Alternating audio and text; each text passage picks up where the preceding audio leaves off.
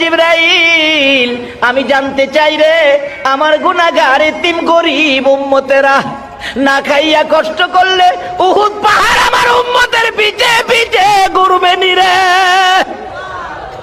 জিবরাইল বলেন না, আপনার উম্মতের পিছে উহুদ পাহাড় স্বর্ণ হইয়া ঘুরবে না। আমার নবী কান্দে, জিবরাইল রে, যেই বাজেট আমার উম্মতে পাবে না এই বাজেট আমি রাসূল নিতে রাজি না। এই নবীর পক্ষে যাওয়া বলুন আমাদের দরকার আছে কিনা? বলতেছিলাম কেন যাবেন না, কেন এই নবীর উম্মত হইয়া আমার আল্লাহর জান্নাত পাওয়ার জন্য ব্যবসা করবেন না? কেন নবীকে ভালোবাসবেন না? কেন নবীর পক্ষে যাবেন না? আমার আল্লাহ যদি এক নবীর ভালোবাসায় এত কিছু করতে পারে, এই নবীর উম্মত হইয়া নবীর পছন্দের রাস্তায় যাওয়া বলুন আমাদের দরকার আছে কিনা? আরে কবরে গেলেও তো এই নবীর রাস্তা দিয়ে যাওয়া লাগে। সেই নবী যদি আপনার আমার জন্য এত কান্দা কাঁদতে পারে, নবীর পক্ষে আমাদের কিছু করা দরকার আছে কিনা? বলতেছিলাম আমার নবী কান্দে গো, ওই মদিনার পাহাড় নিরিবিলি জায়গায় সেজদায় পড়ে কান্দে। কথাটা খেলা ছিল আপনাদের, সেজদাই পড়ে কান্দে। মসজিদে নববীর মুসল্লিরা তালাশে বেরিয়ে গেল, মদিনার মহিলারা পর্যন্ত নবীর ভালোবাসায় নবীর পাগল হইয়া গো মদিনার ইতিহাস লেখে রান্না বাড়া বন্ধ হয়ে গেছে, কেউ রান্নাঘরে যায় না, শুধু কান্দে মহিলারা একজনের গলায় আরেকজনে ধরে। খবর পাইছস নি আমরার নূরের নবী বলে মদিনায় পাওয়া যায় না।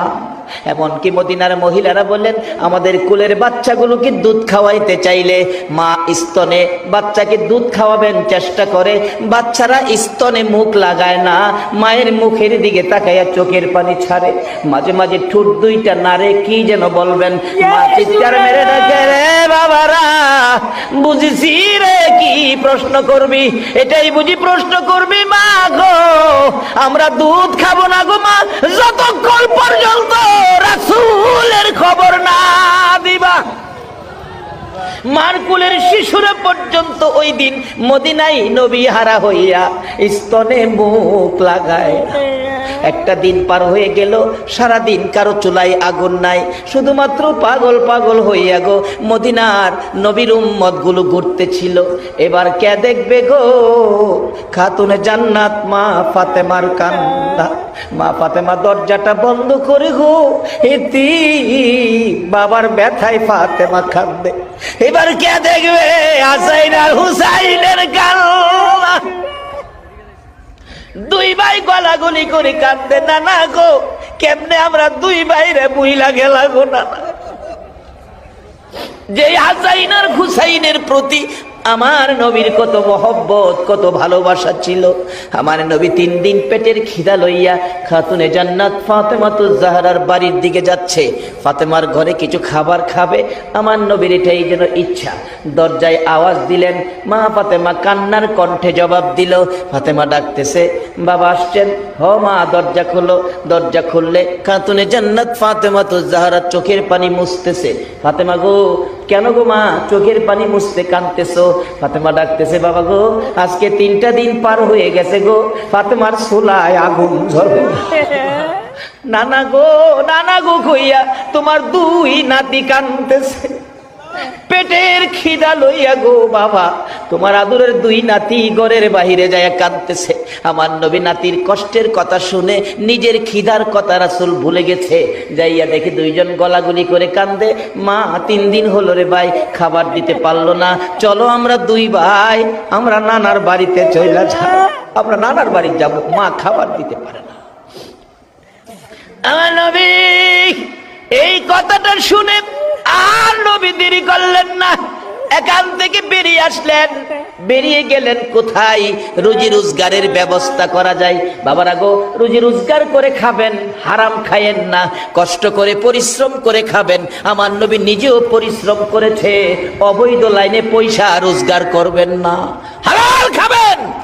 হালাল ব্যক্তিকে আমার নবী সুপারিশ করে জান্নাতে নেবে। নবী নিজে একটা ইহুদির খেজুরের বাগানের পাশে গিয়ে ডাকতেছে, ইহুদি তোমার খেজুরের বাগানে কাজের লোক রাখবা? ইহুদি কয় চেহারা দেখিয়া হায় হায়, আপনার এত সুন্দর চেহারা, মনে হয় ভালো মানুষের সন্তান, ভদ্রলোকের সন্তান হবেন, বংশধারী লোক। কোনোদিন কাজ কাম করেন নাই, আপনি কি পারবেন কাজ করতে? রাসূল কয়, হ্যাঁ পারবো। কি কাজ দিয়েছে? কিতাব লেখে, মাটির কুয়ার থেকে পানি উঠাইয়া খেজুর গাছের গুড়ি দিব। আমাদের দেশের লোকেরা মরুভূমির দেশে যায়া এরকম পানি দেয় না গাছের গোড়া গোড়ায়? এই চাকরিটা রাসূল নিয়েছে। আশেকে রাসূল, আশেকে ওলির দেশের মানুষ, এই কাজটা তো আমার রাসূলও করেছিল, যে কাজের দায়িত্ব নিয়ে তোমরা যাও। নবীজি পানি উঠাবেন, মাইনা কি দিবেন? ইহুদি বললেন, এক বালতি পানি উঠাইলে 3টা করে খেজুর দিব। নবীজি 8 বালতি পানি উঠাইছেন হাসাইন হুসাইনের ব্যথায়। 8 বালতি পানি উঠাইয়া 9 বালতির জন্য বালতিটা নিচে ছাইরা টান দিলে রশি ছিঁড়া বালতি পড়ে গেছে। নবীজি দাঁড়াইয়া রয়েছে, ইহুদি দূর থেকে তাকায় রয়েছে, পানি উঠাও না কেন? রশি ছিঁড়ে গেছে। রশি ছিঁড়ে গেছে না ছিঁড়ে ফেলছো? নবীকে চোখ লাল করে কথা কইতেছে, ছিঁড়ে গেছে না ছিঁড়ে ফেলছো? রাসূল বলেন, বাবারে আমি তো ছিঁড়ে ফেলি নাই, ছিঁড়েই গেছে, পড়ে গেছে। না তুমি ছিঁড়ে ফেলছো। আরে বাবা আমি ছিঁড়বো কেন? এই কথা কাটাকাটিতে এক পর্যায়ে ইহুদি, যেই নবীর চেহারায় জীবনে একটা মশা মাছি বসে নাই, এই নবীর সুন্দর গাল মোবারকে থাপ্পড় লাগাই দিছে। আমার নবী একটা চিৎকার মারছে, ইহুদি 3 দিন